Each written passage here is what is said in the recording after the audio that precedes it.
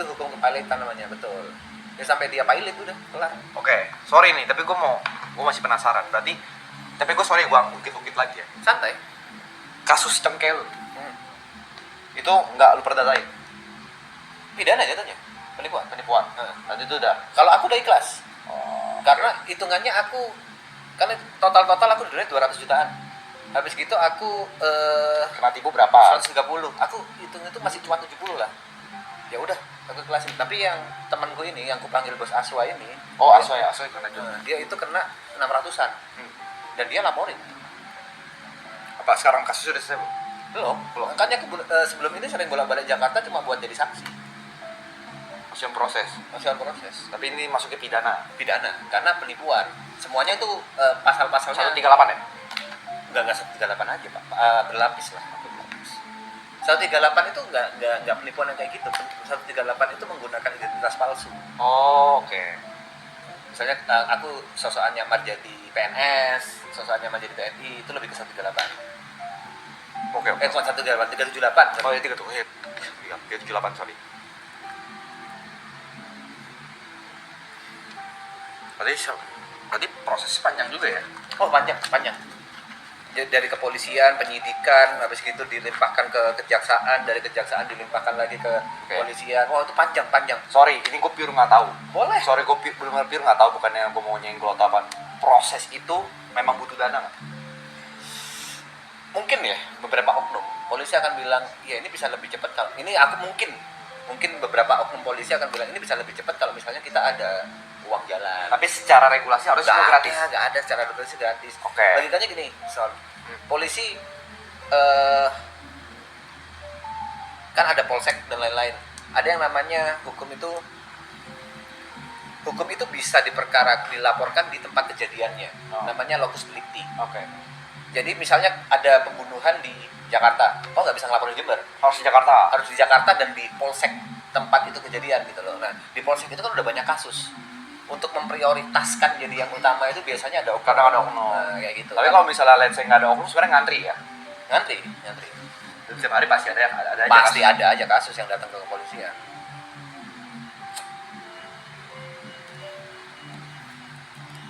Kenapa aku sering ke Jakarta? Karena bahasanya locus delicti-nya waktu itu di BSD. Jadi aku sering ke polsek apa ya waktu itu. Berarti secara praktek yang kalau orang-orang ngomong kayak kalau lu misalnya kerugian 100 juta redoin aja, kalau laporin juga bayarnya bakal bisa lebih nih.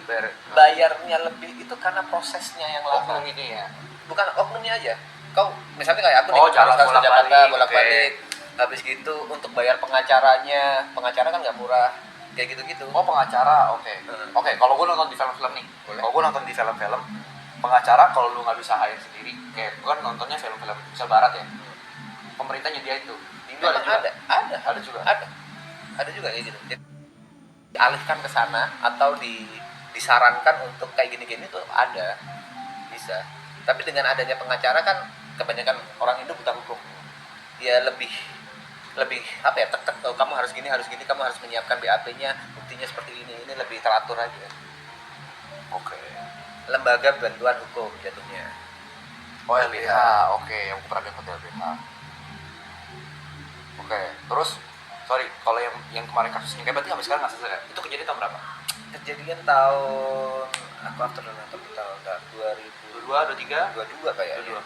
Apakah memang prosesnya rata-rata selama ini 2-3 tahun lebih atau memang special case? Karena gini, waktu itu aku sama Bos Aswa itu masih punya prasangka baik.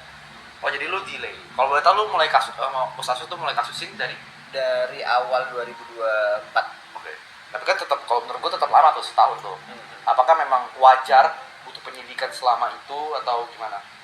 Jadi yang bikin lama itu karena aku saksi nggak bisa datang cepat. Misalnya aku diundang bulan ini, aku belum tentu bisa datang karena aku harus cari biaya dan lain-lain. Begitu juga pelaku, dia juga diundang si pelaku itu juga diundang supaya konfirmasi kayak gini-gini. Dan dia itu juga delay gitu. Yang bikin lama itunya salah satunya. Tapi benar nggak kalau misalnya lagi kasus gini, kita tuh nggak boleh share gitu dalam persidangan tuh hasilnya apa gitu, kalau masih dalam proses sidang. misalnya let's say kayak lu mau cerita nih ke misalnya bos aso gue mau cerita ke misalnya bos aso youtuber gitu. Gue mau cerita sidang gue tuh sampai mana gitu udah nyampe mana. Semua boleh cerita kecuali pengadilan anak. Oke. Pengadilan anak itu nggak boleh. Kalau pengadilan yang udah umum kayak gitu Bebas cerita. Bahkan sampai detail sidangnya gue boleh tahu. Boleh cerita. Boleh. Oh, Karena pengadilan itu bersifat saya ada beberapa kasus juga yang di televisi kan yes, kan. Tapi kalau berarti- pengadilan anak benar-benar nggak boleh. Anak di bawah umur. Nih, Anak di bawah umur itu nggak boleh. Nggak sampai umur aku cuma ngerti aja, ya aku sarjana hukum cuma ngerti itu aja. karena kan gue ya syukur gue belum pernah berurusan sama hukum ya. Baik itu gue dituntut atau nuntut orang tuh nggak pernah gitu. Jadi gue benar-benar kayak amit one day gue harus berurusan dengan hukum tuh gue benar-benar buta total gitu. Startnya dari apa? Bahkan gue kayak BAP aja di BAP gue nggak tahu tuh BAP apa. Yang gue tahu ya kan kayak di interview gitu ya. Iya, ditulis ya kejadiannya apa. Gini, BAP itu yang bikin polisi. Iya. Berita acara perkara polisi. Kita di interview kan. Di interview kejadiannya kapan, gimana bla bla blanya, buktinya apa. Kau akan memberikan itu semua, data-data itu semua ke polisi. Nanti yang bikin polisi. Kau cukup pasarnya cukup curhat lah, kayak gitu. Dan polisi juga nggak akan makan mentah-mentah, akan ada cross check, kayak gitu. Lah bukannya kagak pernah. Apa tuh? Enggak, orang-orang tuh ngira itu gue pernah di penjara. Nggak pernah. Sampai dia BAP pun nggak pernah. Nah, kalau memang polisi ngerasa, oh ini udah bener nih, maksudnya kan dia akan nyari pasalnya dan unsur pasal itu terpenuhi. Jadi setiap gini, let's say pasal 378 ya, coba aku cari ya. Pasal 378 itu adalah unsur-unsurnya ya, ada 3 unsur. Yang pertama itu membujuk orang untuk memberikan barang, membuat utang atau memfokuskan piutang. Unsur kedua, membujuk orang dengan maksud menguntungkan diri sendiri atau melawan hukum. Secara melawan hukum. Yang ketiga, membujuk orang dengan menggunakan nama palsu, keadaan palsu, akal cerdik, atau karangan perkataan bohong. Kalau salah satu unsur ini nggak kepenuhi, 378 nggak bisa kepake. Misalnya, dia kan ada salah satu unsur adalah menguntungkan diri sendiri. Kalau misalnya dia bujuk-bujuk tapi tujuannya adalah nggak untuk menguntungkan diri sendiri atau orang lain, misalnya contoh aku nipu kau untuk apa ya? Aku nipu kau sebagai PNS, ya udah aku pakai baju PNS aja nih. Aku pakai baju PNS, terus kau ketipu. Tapi Wah PNS nih, tapi gua kau nggak rugi. rugi. Nah, Itu tapi nggak kau bisa. ngelaporin nggak bisa. Jadi poin 3 syarat itu harus penuh. tiga unsur itu harus penuh. Kalau kurang satu pun Nggak akan bisa pasal Oh itu pakai. gitu. Ya oke. Unsur-unsur harus terpenuhi semua.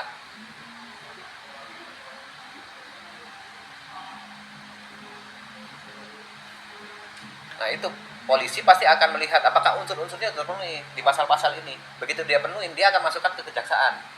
Kejaksaan akan Menilai. bukan menilai lagi. Kejaksaan akan memproses untuk membuat persidangan. Kayak ada panggilan. Yes, seperti itu. Oke. Nah, gue ada pertanyaan lagi nih. Kalau orang pernah masuk penjara dan dia udah bebas gitu, apakah semua orang tuh bisa ngelihat track recordnya? Kalau dia tuh, oh ini orang pernah di penjara. Mantan. Apakah dibuka secara umum maksudmu Iya, kayak gitu? betul. Ada satu website bisa ngecek tuh, misal gue cek jurusan Dika gitu, oh mantan napi atau tidak? Setahuku nggak ada sih di Indonesia. Berarti itu secara private gitu.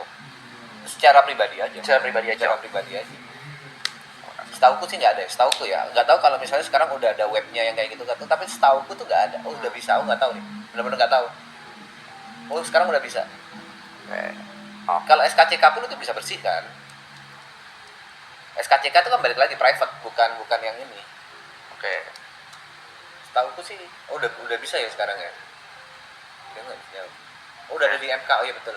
Udah di web Mahkamah Konstitusi udah ada. Oke. Nah, aku pertanyaan lagi nih. Ah. Aku juga udah penasaran. Nah. Apa definisi pasal karet?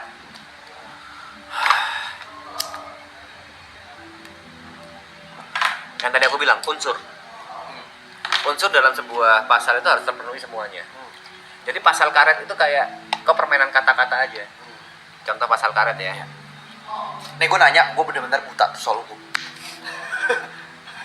Keuangan bisa gue jawab, hukum nyerah gue. Nyerah gue.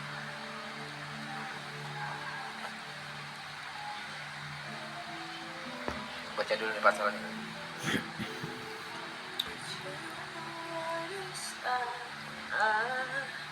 Kalau gue nggak buta hukum, tidak mungkin kemarin gue blunder.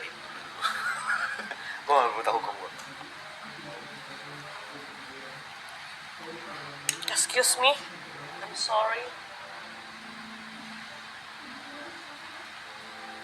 Harus ada contohnya. Saya pamit undur diri. Lagi nyari nggak? Gue penasaran aja, karena kan kebetulan kan ada memang yang belajar tentang hukum kan. Tuh, penasaran. Biar nggak bego-bego batas soal hukum lah. Gue tuh baru tahu perdata dan pidana tuh berbeda tuh tahun lalu anjing. Bangsat, sumpah anjing. Gue kira tuh semua hal di dunia itu bisa dipenjarain, ternyata tidak. Nggak bisa. Utang piutang nggak bisa. Apapun ceritanya nggak akan bisa. Mentok memiskinkan.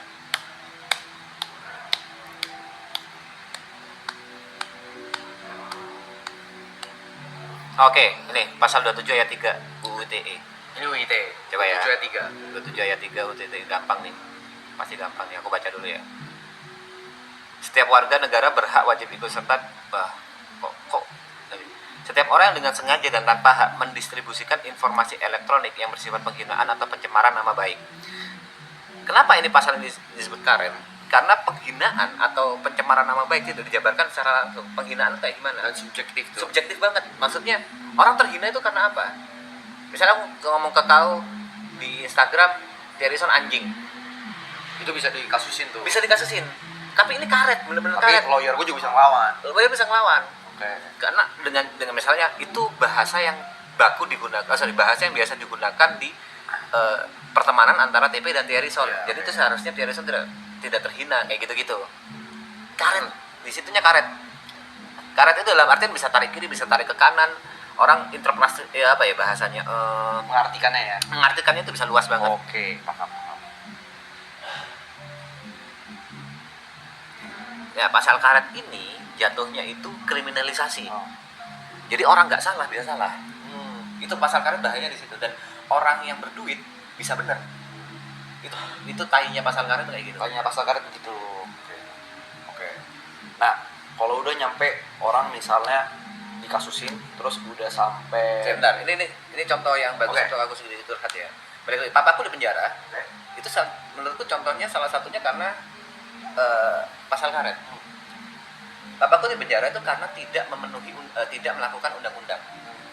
Jadi bahasanya APBD, anggaran perencanaan pembangunan biaya daerah, itu undang-undang jatuhnya. Jadi kalau udah didok sama DPRD itu jadi undang-undang yang harus dilakukan. Tapi papaku nggak setuju karena pemasukannya itu seharusnya lebih besar. Karena itu papaku nego lagi kan. Anggap yang masuk ke negara di APBD itu sudah tertulis 100 miliar. Tapi gara-gara papaku nego ulang jadi 150 miliar sisasi. itu kenanya pasal apa? Gitu. Ya bahasaku kalau aku boleh bilang itu pasal karet. Oh. Karena itu menguntungkan negara, tapi papaku juga salah. Oke. Karena tidak mengikuti undang-undang. Kalau papaku nggak ngide gitu ya masalahnya, nggak ngide buat nguntungin negara, oh ya udah jual aja 100 miliar, ya aman papaku. Oh, maksudnya tadinya bokap lu itu pas di penjara itu dituntut pasal berapa? Waduh aku lupa, Lupa ya? lupa persisnya ya, ada di ini kok, di berita banyak banget. Cuma Oke. gara-gara nggak mengikuti nggak mengikuti undang-undang, tapi kan menguntungkan negara. Itu yang tayang gara-gara menguntungkan negara, tapi Itu salah penjara. satu pasal karet menurut lu? Menurutku salah satu pasal karet. Ya, kalau denger aneh sih. Kau nguntungin negara. Gue mau nguntungin negara 50M lebih gitu. Ini contoh, kau anak buahnya Arab bilang, kau jual matchku 500.000. Kau merasa, Kayaknya market lu bisa 750. kau jual 750. Arab menghukum kau gara-gara jual 750. Kan nguntungin Arab. Ya, kayak gitulah contohnya. Oke, menarik. Oke, menarik. Oke. Ada lagi nih. Oke. Kita ngomongin soal hukuman penjara ya. Pidana nih berarti. Kan pidana tuh kalau yang gua tahu dalam beberapa Bentar, untungin 50M tapi kantongin berapa? Bro, itu uang langsung masuk ke rekening APBD. APBD. Langsung masuk rekening. nggak lewat papaku dulu. Ya kalau atau apa. ya kalau beda cerita masuk ke rekening bokap lu dulu ya itu Iya, nggak itu- salah dihukum gitu loh. Iya, nggak salah dihukum. Aku nggak akan membela segitunya. Dan ini kan langsung masuknya rekening APBD kan. Langsung salah satu yang bikin aku hancur banget waktu itu karena keuanganku tuh sampai aku sewa pengacara yang top banget di Indonesia. Itu aku habis-habisan di situ. Begitu aku sampaikan berkasnya, dia akan bilang, dia langsung bilang gini, ini dilihat dari sudut pandang manapun nggak salah. Kok bisa dipidana? Dia bilang kayak gitu. Top pengacara nomor 1 di Indonesia bilang kayak gitu. Oke. Soal hukuman penjara ya. Hmm. Kan kalau di kan ada tuh beberapa semua pasal ya. Ada kayak minimal berapa tahun dan maksimal berapa. Oke. Apa yang menentukan misalnya gue kena kasus penipuan misalnya. Let's say gue nggak tahu kasus penipuan, let's say 1 tahun lah minimal maksimal 20 tahun. Oke. Gimana hakim tuh bisa nentuin lu 7 tahun deh. Oke. Lu 3 tahun deh. Lu minimal atau lu maksimal deh. Banyak unsur. Pertama kerugian. Kerugian. Habis gitu kalau kita ngomong penipuan ya, kerugian, alasan, kejadian, bisa aja kau juga ada salahnya. Kayak gitu-gitu banyak banget unsur seberapa seberapa besar orang dirugikan, seberapa besar kesalahan kau pribadi, seberapa besar penipuannya, itu semua diperhitungkan. Unsur gua mengaku salah itu termasuk ke itu. Ya, Bisa jadi itulah pertimbangan ya? itulah yang tanya kayak unsur kau berbuat baik aja bisa jadi pertimbangan. Berbuat baik. Berbuat baik itu kayak setiap sidang kau nggak pernah telat atau nggak pernah absen. Itu bisa jadi salah Bisa jadi satu pertimbangan. Anjing. Bisa jadi pertimbangan di pengadilan. Dan menurut lu itu tai? Tai. Karena itu yang dipakai kemarin kan. Gua nggak ikutin. Ada salah satu kasus yang gede banget di Indonesia, dia dihukum ringan gara-gara dianggap berbuat baik. Berbuat baik setelah persidangan, habis itu dianggap karena dia punya anak dan istri, itu menurutku tai banget. Tapi itu memang kuasanya hakim. Oke.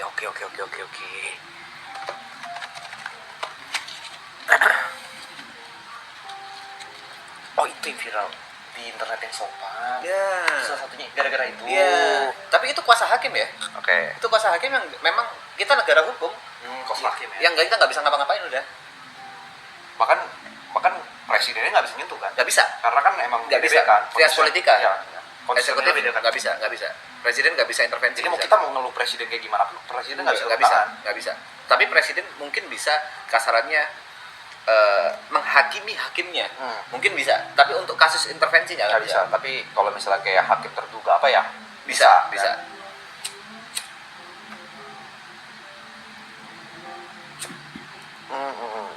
Tadi gue mau nanya tadi lupa lagi.